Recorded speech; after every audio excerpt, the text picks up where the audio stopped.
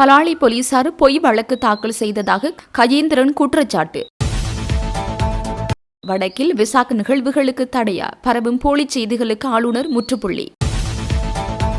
அரசாங்கத்தின் ஆயுட்காலம் முடிவடைவதால் பழிவாங்கல் நடவடிக்கைகள். விமல் வீரவன்ச தெரிவிப்பு. எரிபொருள் விலை கணிசமாக அதிகரிக்கப்பட வேண்டும். பொருளாதார ஆய்வாளர் தெரிவிப்பு. இலங்கைக்கான இந்திய உயர்ஸ்தானியர் சந்தோஷ் ஜாவுடன் நாமல் ராஜபக்ச கலந்துரையாடல். இலங்கைக்கான இந்திய உயர்ஸ்தானியர் சந்தோஷ் ஜாவின் நேரடி தலையீடுகள் எமக்கு பெரும் பலத்தையும் தைரியத்தையும் தருகின்றன. ஆனந்த விஜயபால தெரிவிப்பு. நாட்டுக்கு பொருத்தமான தேர்தல் முறைமையை ஒரு வருட காலத்திற்குள் அறிமுகப்படுத்தவும் சந்தன அபிரத்ன. இலங்கைக்கு கடத்தப்படவிருந்த வலி நிவாரண மாத்திரைகள் பறிமுதல். டில்வின் சில்வா தேர்தல் திகதியை தீர்மானிப்பது ஜனநாயகத்திற்கு அச்சுறுத்தல். முஜிபுர் ரஹ்மான் குற்றச்சாட்டு. வாக்குமூலம் வழங்குவதற்காக சட்டவிரோத சொத்துக்கள் விசாரணை பிரிவில் முன்னிலையானார் பவித்ரா பன்னியாராச்சி. சாண தாக்குதல் தொடர்பில் போலீஸ் நிலையம் வந்த சுகீஸ்வர. குறுக்கு வழியில் ஆட்சியை கைப்பற்றலாம் என பகற்கனவு காணும் சஜித் நாமல். விமல் ரத்நாயக்க குற்றச்சாட்டு. வாக்குமூலம் ஒன்றை பதிவு செய்வதற்காக நவஜனதா பெரமுனவின் தலைவர் சுகீஸ்வர பண்டார உள்ளிட்ட குழுவினருக்கு தலங்கம போலீசாரினால் இன்று அழைப்பு விடுக்கப்பட்டுள்ளது. நிதியமைச்சின் செயலாளர் ஹர்சன சூரிய பெருமவிற்கு எதிர்ப்பு தெரிவித்து அவரது வீட்டிற்கு அருகில் முன்னெடுக்கப்பட்ட போராட்டத்தின் போது சாண தாக்குதல் நடத்தப்பட்ட சம்பவம் தொடர்பில் வாக்குமூலம் பெறுவதற்காகவே இக்குழுவினர் அழைக்கப்பட்டுள்ளதாக குறிப்பிடப்பட்டுள்ளது. திரைசேரியிலிருந்து 2.5 பில்லியன் அமெரிக்க டாலர் பணம் ஹேக்கர்களினால் திருடப்பட்ட சம்பவம் குறித்து நிதியமைச்சின் செயலாளருக்கு எதிர்ப்பு தெரிவித்து கடந்த மாதம் 28ஆம் தேதி இக்குழுவினர் அவரது வீட்டிற்கு முன்னால் போராட்டம் ஒன்றை முன்னெடுத்திருந்தனர். இதன்போது போராட்டத்தில் ஈடுபட்டவர்கள் மீது மலசான தாக்குதல் நடத்தப்பட்டதுடன் அங்கிருந்தவர்களுக்கும் போராட்டக்காரர்களுக்கும் இடையே பதற்றமான சூழ்நிலையும் ஏற்பட்டிருந்தமை குறிப்பிடத்தக்கது. கன்சல் நடத்துவது தொடர்பாக சமூக ஊடகங்களில் பரவி வரும் போலி செய்தி குறித்து வடமாகாண ஆளுநரினால் அறிக்கை ஒன்று வெளியிடப்பட்டுள்ளது. கடந்த சில நாட்களாக சமூக ஊடகங்களில் வடமாகாணத்தில் இம்முறை வெசாக் பண்டிகை காலத்தில் கன்சல் வழங்குவதற்கும் வெசாக் அலங்காரங்களை செய்வதற்கும் வடமாகாண ஆளுநரால் தடை விதிக்கப்பட்டுள்ளதாக பரவி வரும் செய்தியானது முற்றுமுழுதாக பொய்யானதும் அடிப்படையற்றதுமாகும். அவ்வாறான எந்த ஒரு தீர்மானமும் ஆளுநர் செயலகத்தால் எடுக்கப்படவில்லை என்பதோடு இது தொடர்பில் எவ்வித கலந்துரையாடல்களும் இடம்பெறவில்லை என்பதை மிகவும் பொறுப்புடன் தெரிவித்துக் கொள்கின்றேன். எமது சமூகங்களுக்கிடையே நீண்ட காலமாக நிலவி வரும் இனமத நல்லிணக்கத்தை சிதைத்து மக்களுடைய குழப்பத்தை ஏற்படுத்தும் தீய நோக்குடனே சில தரப்பினரால் இவ்வாறான போலியான செய்திகள் திட்டமிட்டு புனையப்பட்டு வருகின்றன. இவ்வாறான கீழ்த்தரமான மற்றும் காழ்ப்புணர்ச்சி கொண்டு சமூக வலைதள பரப்புரைகளுக்கு எதிராக ஏற்கனவே குற்றப்புலனாய்வு திணைக்களத்தில் உத்தியபூர்வமாக முறைப்பாடு செய்யப்பட்டுள்ளது. எனவே இவ்வாறான அடிப்படையற்ற போலி செய்திகளை நம்ப வேண்டாம் எனவும் போலி பரப்புரைகளுக்கு ஏமாறாமல் இனமத நல்லிணக்கத்தையும் அமைதியையும் தொடர்ந்து பேணுமாறு அனைவரையும் அன்போடு கேட்டுக்கொள்கிறேன் என்று குறிப்பிடப்பட்டுள்ளது. போலீசார் தாக்கல் செய்த பொய் வழக்கிற்கான வாக்குமூலம் நேற்றைய தினம் பதிவு செய்யப்பட்டதாக தமிழ் தேசிய மக்கள் முன்னணியின் பொதுச் செயலாளர் செல்வராச கஜேந்திரன் தெரிவித்துள்ளார். தையிட்டி திச விஹாரை தொடர்பான வாக்குமூலம் பலாலி போலீசாரால் பெறப்பட்ட பின்னர் கருத்து தெரிவிக்கையில் அவர் இதனை தெரிவித்தார். இதுகுறித்து அவர் மேலும் தெரிவிக்கையில், நேற்றைய தினம் 24ஆம் தேதி பலாலி போலீசார் என்னிடம் வாக்குமூலம் பதிவு செய்திருந்தார்கள். கடந்த 25ஆம் ஆண்டு டிசம்பர் 4ஆம் தேதி தையிட்டியிலே சட்டவிரோத விகாரைக்கு எதிராக ஒரு போராட்டம் ஒன்று நடைபெற்றது. அந்த போராட்டத்திலே நாங்கள் கலந்து கொண்டிருந்தோம். அந்த சந்தர்ப்பத்தில் அந்த போராட்டத்தை குழப்புவதற்காக போலீசார் பல்வேறு குழப்ப நடவடிக்கைகளிலே ஈடுபட்டிருந்தார்கள். அதற்கு பிற்பாடு மல்லாகன் நீதிமன்றத்திலே போலீசாரினால் ஒரு பொய் வழக்கு பதிவு செய்யப்பட்டிருந்தது. நாங்கள் போக்குவரத்துக்கு இடையூறு ஏற்படுத்தியதாகவும் போலீசாருடைய கடமைகளுக்கு இடையூறு ஏற்படுத்தியதாகவும் ஒரு பொய் வழக்கு பதிவு செய்யப்பட்டிருந்தது. அந்த வழக்கு BR 1820 என்ற இலக்க வழக்கு. அந்த வழக்குக்கு நீதிமன்ற கட்டளையின் பிரகாரம் நாங்கள் சமூகம் அளித்த பொழுது நீதிமன்றம் எங்களுக்கு அறிவுறுத்தி இருந்தது அந்த வழக்கு சம்பந்தமான வாக்குமூலங்களை போலீஸ் நிலையத்துக்கு சென்று வழங்க வேண்டும் என்று. அதன் பிரகாரம் நேற்றைய தினம் என்னிடம் வாக்குமூலம் பதிவு செய்யப்பட்டிருக்கின்றது. நாங்கள் இந்த போராட்டங்களை நடத்துகின்ற பொழுது மிகவும் அமைதியாக ஒரு சமாதானமான முறையிலே போக்குவரத்துக்கு இடையூறு இல்லாமல் நீதிமன்ற கட்டளைகளுக்கு மதிப்பளித்து போலீசாருடைய அறிவுறுத்தல்களுக்கு மதிப்பளித்து நாங்கள் போராட்டங்களை நடத்தி வருகின்ற போதும் கூட இந்த சட்டவிரோதமான விகாரைக்கு இந்த காணியை எப்படியாவது வழங்க வேண்டும் என்பதற்காக அந்த போராட்டத்தை எப்படியாவது நிறுத்திவிட வேண்டும் என்பதற்காக ஒரு இனவாத சிந்தனை கொண்ட போலீசாரினாலே அவ்வப்போது எங்களுக்கு எதிராக இவ்வாறான பொய் வழக்குகள் தாக்கல் செய்யப்பட்டு நெருக்கடிகள் கொடுக்கப்படுகின்றது. அதனுடைய ஒரு விரிவாக்கமாகத்தான் இந்த வாக்குமூலம் பெறுகின்ற ஒரு செயல்பாடும் நடைபெற்றது என்னுடைய வாக்குமூலத்தை நான் பதிவு செய்திருக்கிறேன். நாட்டில் மீண்டும் பொருளாதார நெருக்கடி ஏற்பட்டுள்ளதாக பொய் பிரச்சாரங்களை மக்கள் மத்தியில் கட்டவிழ்த்துவிட்டு அதன் மூலம் குறுக்கு வழியில் ஆட்சியை கைப்பற்றலாம் என எதிர்க்கட்சித் தலைவர் சஜித் பிரேமதாசவின் அணியினரும் நாமல் ராஜபக்சவின் தரப்பினரும் பகற்கனவு காண்கின்றனர் என ஆளும் தரப்பின் முக்கியஸ்தர் அமைச்சர் விமல் ரத்நாயக்க தெரிவித்துள்ளார். அத்துடன் அவர்களின் இந்த கனவு ஒருபோதும் நனவாக போவதில்லை என்றும் அமைச்சர் தெரிவித்துள்ளார். இது தொடர்பில் ஊடகங்களுக்கு கருத்து தெரிவிக்கும் போதே அவர் மேற்கண்டவாறு குறிப்பிட்டுள்ளார். அவர் மேலும் தெரிவிக்கையில், எமது அரசின் மக்கள் நலன்சார் வேலை திட்டங்களையும் பொருளாதார கொள்கைகளையும் சகித்துக் கொள்ள முடியாத எதிர்க்கட்சியினர் மக்கள் மத்தியில் தேவையற்ற அச்சத்தையும் பொய்களையும் பரப்பி வருகின்றனர். ஸ்ரீலங்கா பொதுஜன பெரமுன மற்றும் ஐக்கிய மக்கள் சக்தி ஆகிய இரண்டு தரப்பினரும் தங்களின் அரசியல் வறட்சியை மறைப்பதற்காக நாடு மீண்டும் பொருளாதார படுகொலியை நோக்கிச் செல்வதாக கூறி நாடகமாடுகின்றனர். மக்களின் உண்மையான தேவைகளை புரிந்து கொண்டு நாட்டின் தூய்மையான நிர்வாகத்துக்காக பாடுபட்டு வரும் எமது அரசுக்கு நாட்டு மக்கள் அமோக ஆதரவை வழங்கியுள்ளனர். எமது அரசானது நாடாளுமன்றத்தில் 3/2 பெரும்பான்மை பலத்தை கொண்ட மக்களின் பேராதரவை பெற்றோரு பழமைக்கு அரசாகும். ஜனநாயக ரீதியில் மக்கள் வழங்கிய இந்த ஆணையை எந்த ஒரு அரசியல் சக்தியாலும் பொய் பிரச்சாரங்களாலும் அசைக்கவோ அல்லது வீழ்த்தவோ முடியாது. கடந்த காலங்களில் நாட்டை சீரழித்தவர்கள் மீண்டும் குறுக்கு வழியில் அதிகாரத்தை கைப்பற்ற நினைப்பது வேடிக்கையானது. எமது அரசு தூய்மையான பயணத்தை எந்தவித தடங்களுமின்றி தொடரும் என்றார்.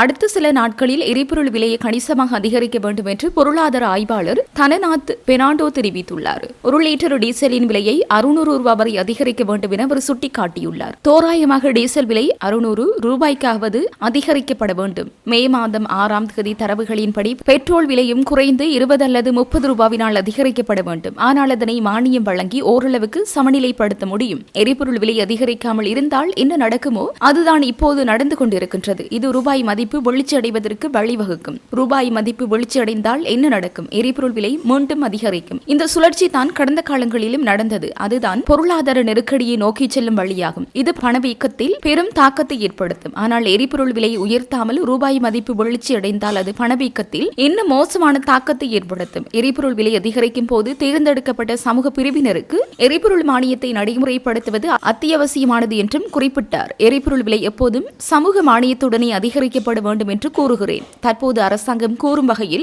ஒவ்வொரு லிட்டர் டீசலுக்கும் 100 ரூபாய் வழங்கப்படுகிறது. பொதுவாக எரிபொருளுக்கு மானியம் வழங்கினால் அந்த மானியம் பெரும்பாலும் மானியம் தேவைப்படாதவர்களுக்கு சென்றடையும். மானியம் வழங்குவதற்கு ஏழ்மையான மக்களை தேர்ந்தெடுத்தால் மக்களுக்கு ஏற்படும் தாக்கம் குறையும். பொது போக்குவரத்துக்கு அவர்கள் பயணிக்கும் கிலோமீட்டர் தூரத்தின் அடிப்படையில் டீசல் மானியத்தை எம்மால் மிக எளிதாக வழங்க முடியும். இலங்கையில் உள்ள பணக்காரர்களுக்கு இதனை வழங்குவதை விட பேருந்தில் பயணிக்கும் சாதாரண மனிதனுக்கு இதனை வழங்குவது சிறந்தது அல்லவா என்றார்.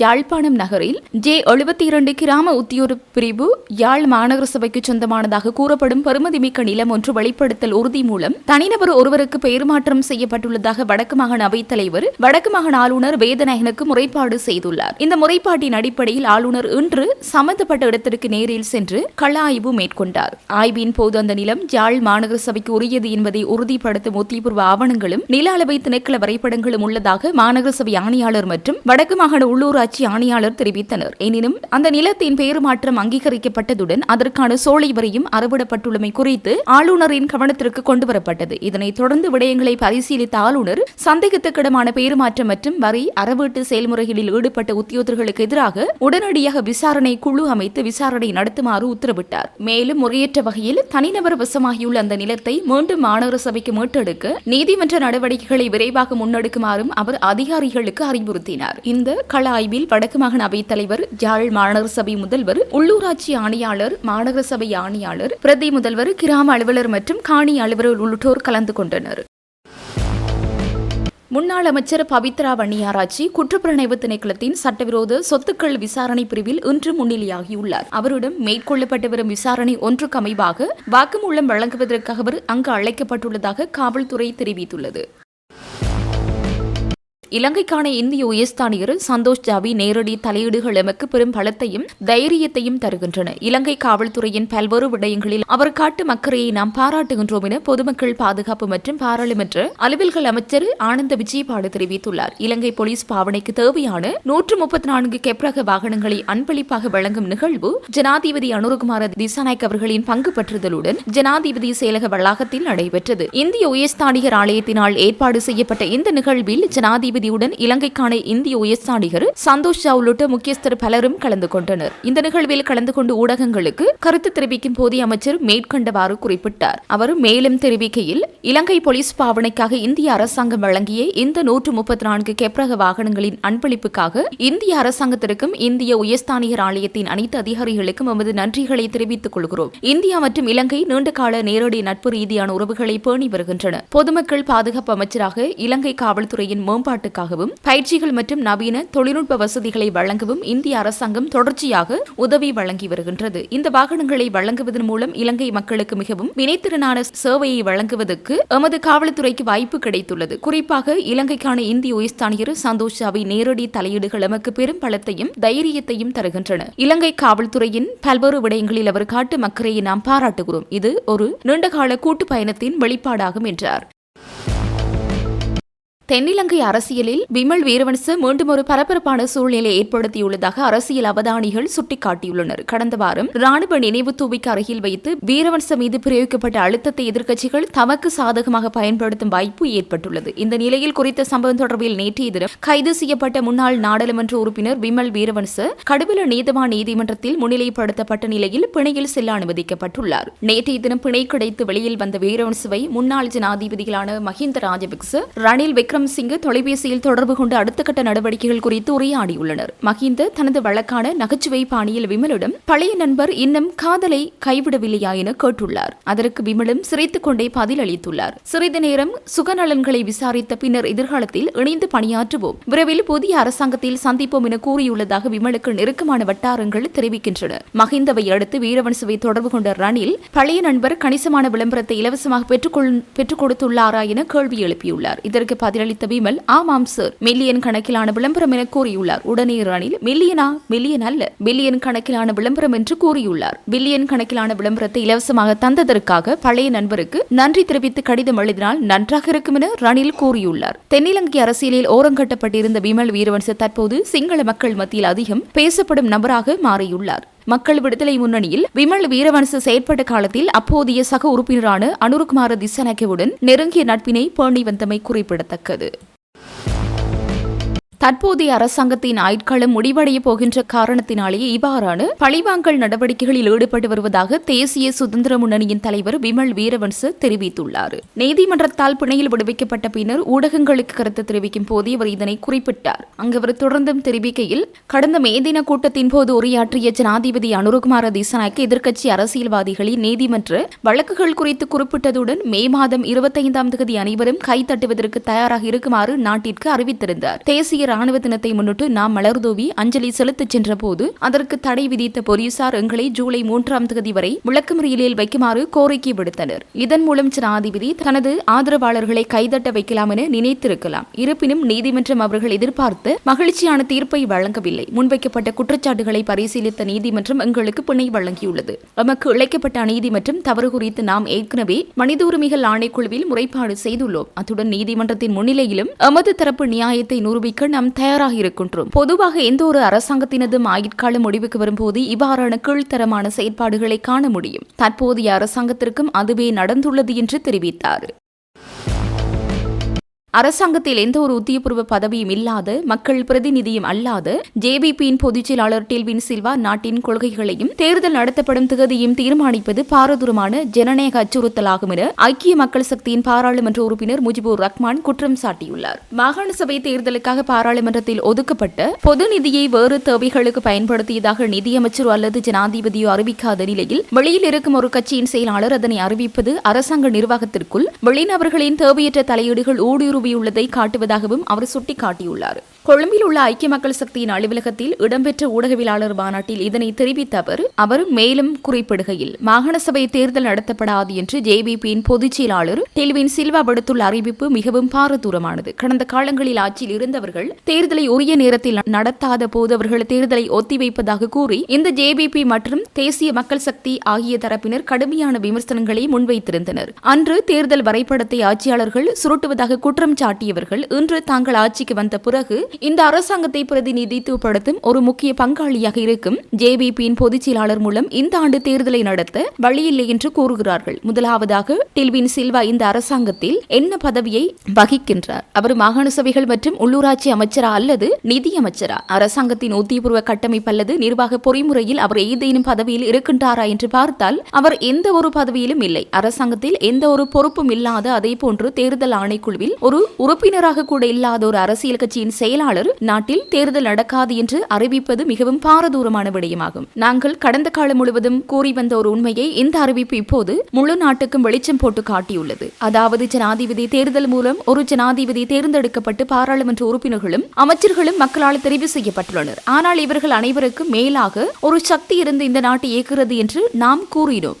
இந்த நாடு பிளவத்திலிருந்தே ஆளப்படுகிறது என்பதை டெல்வின் சில்வாவின் தற்போதைய கூற்று முழுமையாக உறுதிப்படுத்தியுள்ளது. அவருக்கு மேலே இருக்கும் அந்த நபர் யார் என்பதை இந்த அறிவிப்பு நாட்டுக்கு வெளிப்படுத்தியுள்ளது. டெல்வின் சில்வா யாழ்ப்பாணத்திற்கு சென்றது தேசிய மக்கள் சக்தியின் அலுவலகத்தை திறப்பதற்காக அல்ல, மாறாக ஜேவிபியின் அலுவலகத்தை திறப்பதற்காகவே ஆகும். தேசிய மக்கள் சக்தியின் சார்பில் போட்டியிட்டு வெற்றி பெற்ற ஜனாதிபதியோ அல்லது அந்த அமைப்பின் செயலாளரோ இந்த அலுவலகங்களை திறக்கச் செல்லவில்லை. மாறாக ஜேவிபியின் செயலாளரை அங்கு செல்கிறார். இதன் மூலம் கடந்த பல வருடங்களாக ஜேவிபி என்ற பெயரில் போட்டியிட்டு ஆட்சியை பிடிக்க முடியாமல் போனதால் நாட்டின் தொழில் வல்லுநர்கள், புத்திஜீவிகள், தொழிலதிபர்கள் மற்றும் சமூகத்தில் செல்வாக்கு மிக்க அனைவரையும் ஏமாற்றி தங்கள் வலைக்குள் வீழ்த்துவதற்காகவே தேசிய மக்கள் சக்தி என்ற ஒரு போர்வை அவர்கள் உருவாக்கினார்கள் என்பது தெளிவாகிறது. அந்த போர்வையை பயன்படுத்தி தேர்தலில் வெற்றி பெற்ற பின்னர் இப்போது அந்த ஒட்டுமொத்த கட்டமைப்பையும் ஜேவிபி முழுமையாக விளங்கிவிட்டதை உலகம் ஒன்று பார்த்துக் கொண்டிருக்கிறது. இது ஜனநாயகத்திற்கு ஆரோக்கியமான ஒரு நிலைமை அல்ல. நாட்டின் வரவு செலவு திட்டத்தின் ஊடாக பாராளுமன்றத்தினால் இந்த நிதியாண்டிற்கான நிதி ஒதுக்கீடுகள்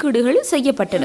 மாகாண சபை தேர்தலை நடத்துவதற்கும் பாராளுமன்றம் நிதி ஒதுக்கியிருந்தது. ஆனால் பாராளுமன்றத்தில் மாகாண சபை தேர்தலுக்காக ஒதுக்கப்பட்ட பணத்தை நாம் அனர்த்த நிவாரணங்களுக்காகவும் பாதிக்கப்பட்ட மக்களுக்காகவும் செலவழித்து விட்டோம் என்று ஒரு கட்சியின் செயலாளர் கூறுகிறார். பொது நிதியை கையாளும் மற்றும் ஒதுக்கும் அதிகாரம் நாட்டின் பாராளுமன்றத்திற்கே உண்டு. பாராளுமன்றத்தால் ஒரு குறிப்பிட்ட தேவைக்காக ஒதுக்கப்பட்ட பணத்தை வேறு தேவைகளுக்காக பயன்படுத்தியது குறித்து நாட்டின் நிதியமைச்சரோ அல்லது பிரதி அமைச்சரோ இதுவரை பாராளுமன்றத்திற்கு எந்த ஒரு உத்தியபூர்வ அறிவிப்பும் வழங்கவில்லை.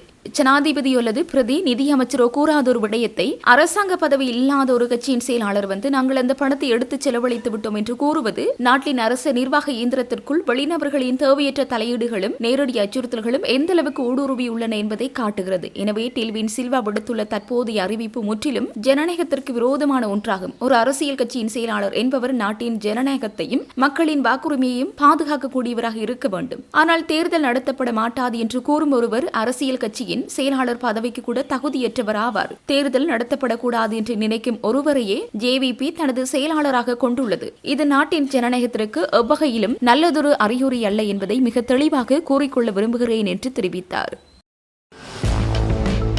ஸ்ரீலங்கா பொதுஜன பெரமுனவின் தேசிய அமைப்பாளரும் பாராளுமன்ற உறுப்பினருமான நாமல் ராஜபக்ச இருதரப்பு மற்றும் சர்வதேச விவகாரங்கள் குறித்து இந்திய உயர்ஸ்தானிகர் சந்தோஷ் ஜாவுடன் கலந்துரையாடியுள்ளார். இந்த சந்திப்பின் போது இலங்கையின் தற்போதைய அரசியல் வளர்ச்சிகள், உலகளாவிய அரசியல் மற்றும் பொருளாதார காட்சிகள் மற்றும் அவை வளரும் நாடுகளின் மீது செலுத்தும் தாக்கங்கள் குறித்து விரிவாக கலந்துரையாடப்பட்டுள்ளது. மேலும் இந்திய இலங்கை இடையிலான வரலாற்று ரீதியான இருதரப்பு உறவுகள், தற்போதைய கூட்டுறவு திட்டங்கள் மற்றும் இரு நாடுகளுக்கும் இடையிலான எதிர்கால ஒத்துழைப்புகளை வலுப்படுத்துவது குறித்தும் இருதரப்பு பார்வைகளும் பரிமாறிக்கொள்ளப்பட்டமை குறிப்பிடத்தக்கது.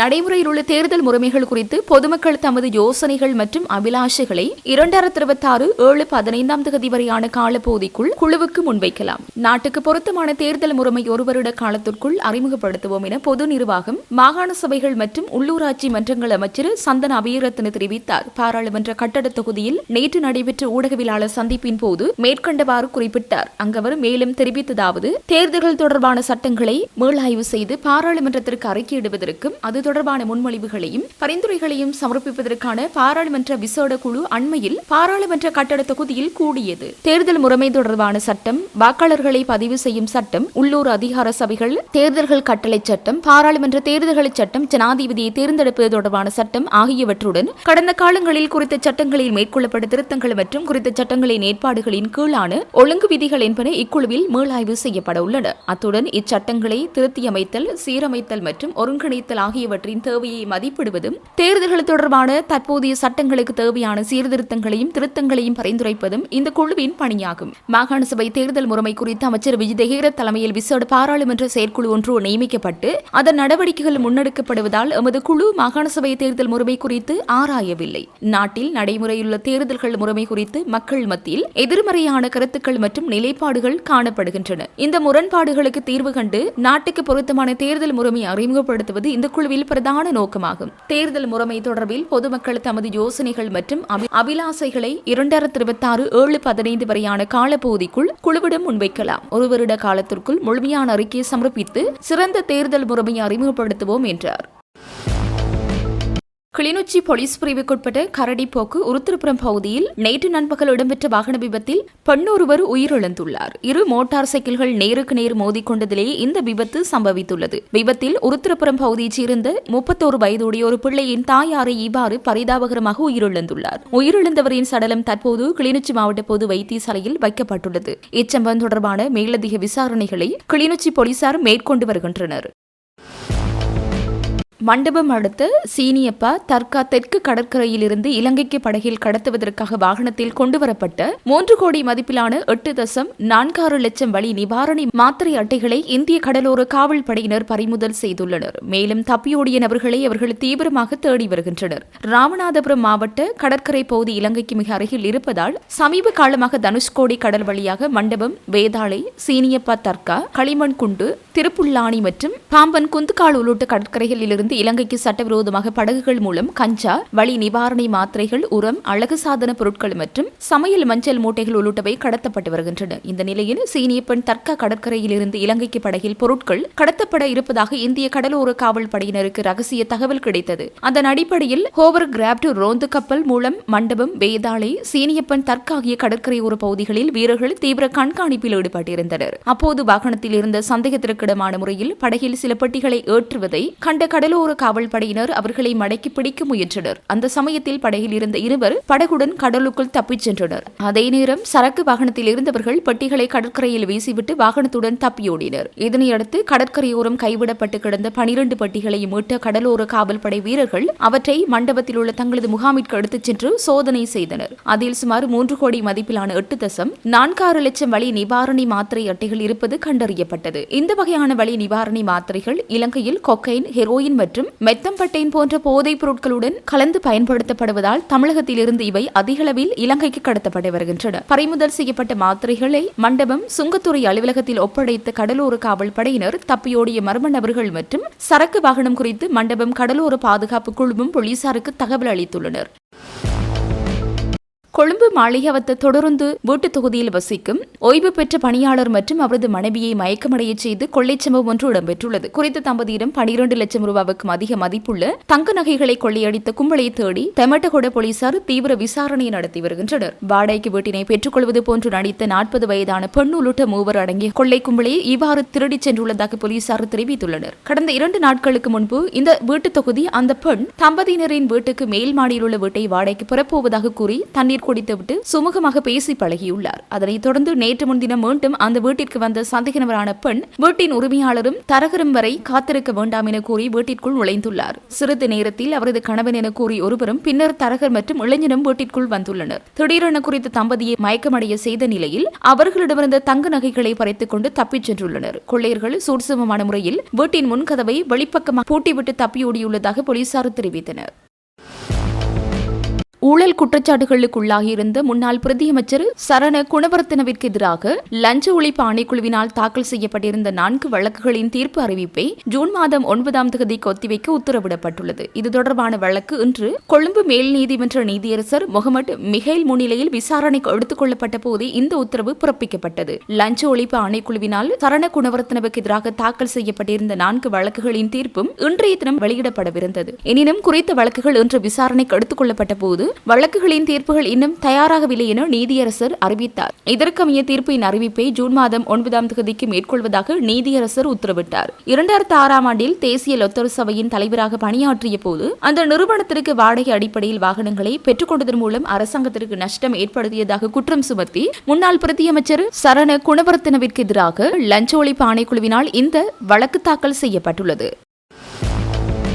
2022ஆம் ஆண்டு காளிமுகத்திடல் கோட்டா கோகம போராட்டத்தின் மீதான தாக்குதல் சம்பவம் தொடர்பான விசாரணைகளுக்கு அமைவாக முன்னாள் போலீஸ் மாதிபர் தேசபந்து தென்னக்கோனுக்கு எதிராக 1 மாத காலத்திற்குள் குற்றப்பத்திரிகை தாக்கல் செய்ய எதிர்பார்ப்பதாக சட்ட அதிபர் உயர் நீதிமன்றத்திற்கு அறிவித்துள்ளார். குறித்த சம்பவத்தின் சந்தேக நபராக தேசபந்து தென்னக்கோனை பெயரிடுமாறு சட்ட அதிபரால் குற்றப்புலனாய்வு திணைக்களத்திற்கு அனுப்பப்பட்ட கடிதத்தை செல்லுபடியற்றதாக்கி மேன்முறையீட்டு நீதிமன்றம் வழங்கிய தீர்ப்பிற்கு எதிராக சட்ட அதிபரால் தாக்கல் செய்யப்பட்ட மேன்முறையீட்டு மனு நேற்று விசாரணை எடுத்துக் கொள்ளப்பட்ட போதே இந்த அறிவித்தல் விடுக்கப்பட்டது. AHMD நபாஸ், அசல வங்கப்புலி மற்றும் சம்பத் விஜயரத்ன ஆகியோரை கொண்ட 3 அடங்கிய உயர் நீதிமன்ற நீதியரசர்கள் குழா முன்னிலையில் இந்த மனு அழைக்கப்பட்டிருந்தது. இந்த மனு நேற்று அழைக்கப்பட்ட போது சட்ட அதிபர் சார்பில் முன்னிலையான பிரதி சொலிசிட்டர் ஜெனரல் சுகர்ஷி ஹேரத் பிரதிவாதியான தேசபந்து தென்னக்கோனுக்கு எதிராக குற்றப்பத்திரிகை தாக்கல் செய்ய நடவடிக்கை எடுக்கப்பட்டு வருவதாக நீதிமன்றத்திற்கு அறிவித்தார். இதன்போது 3 அடங்கிய நீதியரசர்கள் குழாமின் தலைவரான நீதியரசர் நபாஸ் இந்த குற்றப்பத்திரிகையை தாக்கல் செய்வதற்கு எவ்வளவு காலம் எடுக்கும் என்று கேள்வி எழுப்பினார். அதற்கு பதிலளித்த பிரதி சொலிசிட்டர் ஜெனரல் தேசபந்து தென்னக்கோனுக்கு எதிராக 1 மாதத்திற்குள் குற்றப்பத்திரிகையை தாக்கல் செய்ய நடவடிக்கை எடுக்கப்படும் என்று தெரிவித்தார். இதன்போது தேசபந்து தென்னக்கோன் சார்பில் முன்னிலையான ஜனாதிபதி சட்டத்தரணி ரொமேஷ் டி சில்வா நீதிமன்றத்தில் சமர்ப்பணங்களை முன்வைக்கையில் தனது கட்சிக்காரருக்கு எதிராக குற்றப்பத்திரிகை தாக்கல் செய்யப்படுமாயின் இந்த வழக்கை தொடர்ந்து நடத்துவதில் எந்த பயனும் இல்லை என குறிப்பிட்டார். இருப்பினும் முன்வைக்கப்பட்ட சமர்ப்பணங்களை பரிசீலித்த 3 அடங்கிய நீதியரசர்கள் குழாம் இந்த மனுவை மீண்டும் செப்டம்பர் மாதம் 2ஆம் தேதிக்கு விசாரணைக்கு அழைக்க உத்தரவிட்டது.